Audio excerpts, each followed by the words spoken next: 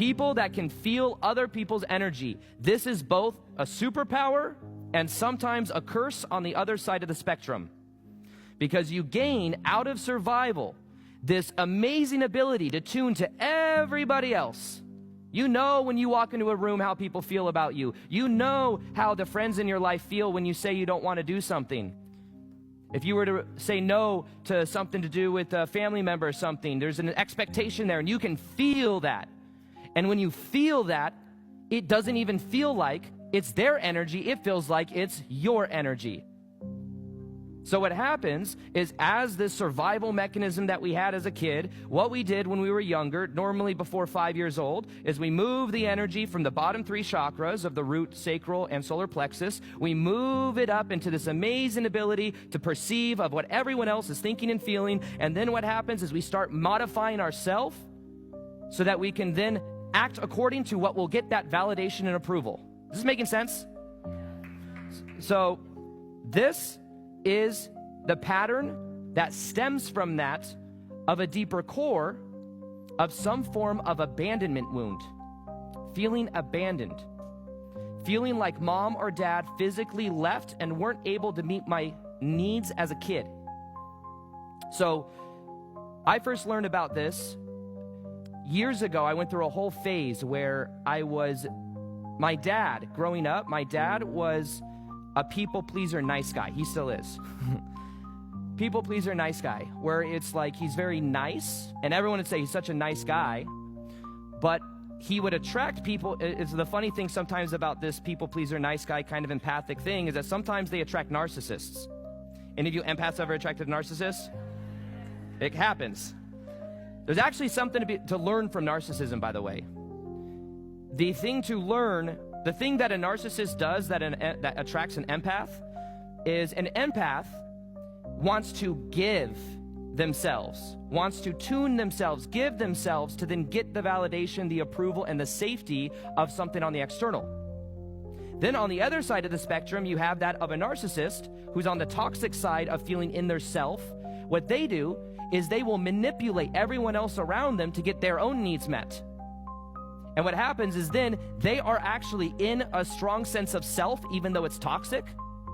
But the empath over here doesn't really even have a strong sense of self.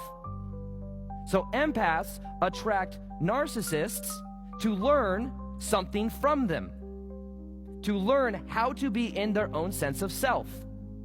And the narcissist will constantly test the empath until they get the lesson. And sometimes the lesson is, no more, I'm out. Which can be hard sometimes as an empath. But nonetheless, I look at my dad's situation. My dad, nice guy, people pleaser, good at what he does, fire investigator, very analytical thinker, super nice guy, and confident in his workspace, like very good at what he does, but also kind of like moves his frame according to other people. Then you have the ex-stepmom over here who's controlling, abusive, narcissistic, and just angry. And why did they attract each other? And even to this day, I can see, because they have 2 kids together, which are my sisters, my half-sisters, same dad, different mom, I can tell that the ex-stepmom is constantly testing my dad's boundaries. And I can tell sometimes, I'm trying not to get in there and tell him what to do, but I can tell that the answer for him is actually stand up for himself, stand up for his kids, and understand that as he does that, he learns more than just, because his thing is kind of like, oh, I just don't want to deal with it. I don't want to deal with it, don't want to deal with her, just make her happy, do what she needs, even though it kind of feels fake, So back in the day, I was looking at this about 2 or 3 years ago. I was living in Sedona, and I was looking at these energies, and it was hard for me to look at because I realized there was a certain part of myself that was people pleaser. There was a certain part of myself that was like modifying what was authentic for me to make other people happy. I would find it very hard to say no to things that I didn't really want to do. An example of this when I started to learn it was I started to do the frame technique, which has to do with feeling inside of your body, feeling the separation between you and a candle flame. And as you feel safe in your body, your vibration begins to raise. But this one time, when I was in Sedona, I had this experience I was actually at the time in Vegas, and I had a friend whose birthday party it was. And she was going to Telluride in Colorado. And she had friends coming, And it was a 10-hour drive from Vegas to get to this place in Telluride. You could not fly straight into Telluride. You had to go to Denver, 4-hour flight, and then drive 4 hours. It just wasn't easy to get to no matter what. And at the time, I was getting ready for 2-3 weeks later going to Costa Rica to the plant medicine retreats. So I was busy. I had a photo shoot with like a cool photographer that was like hard to book. And because I couldn't say no to my friend, because I identified as like a good friend, and I couldn't say no, I ended up in Vegas. I was going back and forth from Vegas to Sedona at the time. Because I couldn't say no, what I ended up doing is buying a car. Like, I was like, I might as well buy, I ended up buying a Range Rover, driving from Las Vegas all the way to Denver because I couldn't say no. I spent, 3 or 4 days here, actually had a ton of fun, but I recognized on the way home from this, 2 or 3 days, 3-4 days in, and then I'm heading back to Sedona. I was going back to the Sedona house after that, which is like a 10 to 12-hour drive. I'm in this, it's snowing, and I have a Range Rover, but there's no snow tires. As I'm driving, I just keep seeing sign after sign after sign that says, do not enter unless you have snow tires. I don't have snow tires. I'm going around this cliff. And it's like as I brake, the car's just sliding, and there's like cliffs and shit. So I had to drive extremely slow going all the way back. Instead of 10 hours, it took like 15 hours to get back. It was, the whole time I'm driving back, even though it was fun, there were only 4 friends. Matt was there, a couple other friends were there. Like 15 of the people that were invited didn't come because they're also like entrepreneurs and stuff, and they just didn't have time to take that much time away to go. So it was funny. I was kind of aware of this. I'm like, oh, it's not that the other people were bad friends. They just had businesses or whatever. They didn't have the bandwidth to get there because it was so hard to get to.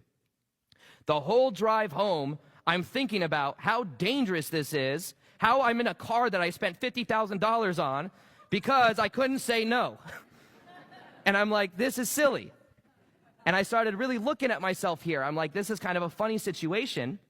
And what ended up happening is I started more so operating from a different paradigm.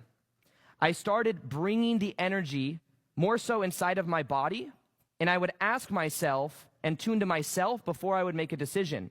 And if somebody else had a problem with that, I would be able, through the frame technique of feeling the self versus other, I'd be able to delineate and see that if someone else does have a problem with it, that's their stuff, not something I need to manage to get their approval or validation. If they feel tension because I said no to something I couldn't do, that's not my thing that I have to manage.